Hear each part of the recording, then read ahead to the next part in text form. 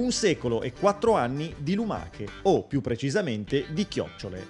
È dagli anni 10 del Novecento che Manesseno, frazione di Sant'Olcese, fa la festa al bavoso mollusco gasteropodo, dedicandogli una sagra gastronomica presso la Società Operaia Cattolica. Le chiocciole bollite, infatti, fanno parte della tradizione alimentare ligure, mentre un tempo venivano anche mangiate crude, addirittura vive, per curare l'ulcera gastrica, come prescriveva la medicina tradizionale, diffusa nel mondo contadino. La sagra è oggi una delle principali fonti di finanziamento della Società Operaia Cattolica di Manesseno, una delle tante società operaie di mutuo soccorso, di matrice cattolica o socialista, che nacquero fra 8 e 900 nelle aree di forte industrializzazione, come erano appunto Genova e la Val Polcevera. In origine, le finalità di queste associazioni solidaristiche erano fornire agli operai associati quella protezione sociale che lo Stato ancora non prevedeva, principalmente assistenza sanitaria, assicurazione sugli infortuni di lavoro e assegni di disoccupazione. Oggi invece le scarse risorse raccolte vengono impiegate a beneficio della comunità e del paese.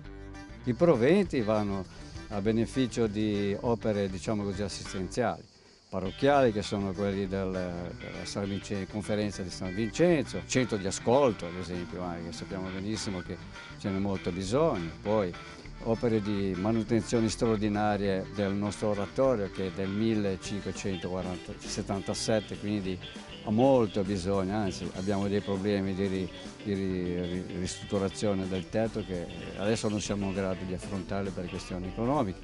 Abbiamo la parrocchiale, che anch'essa ha bisogno di lavoro, e poi abbiamo anche noi, per la sussistenza di questa nostra associazione, bisogno di fondi.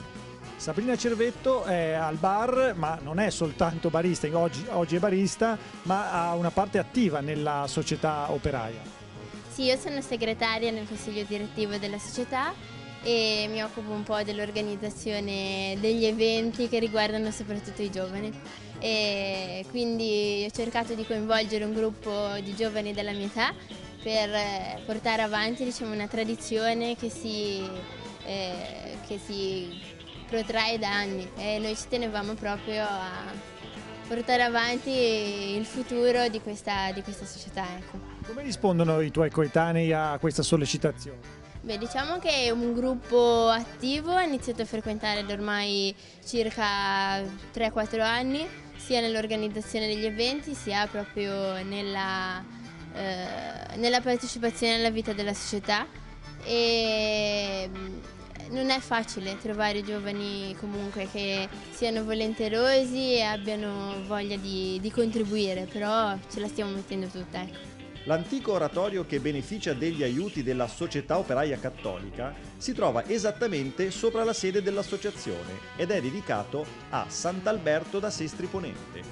La sagra della lumaca, infatti, ha luogo proprio il giorno della festa del santo, l'8 luglio, e nei giorni seguenti. L'oratorio fu costruito nel 1577 e contiene diverse opere d'arte, dipinti, affreschi e crocifissi.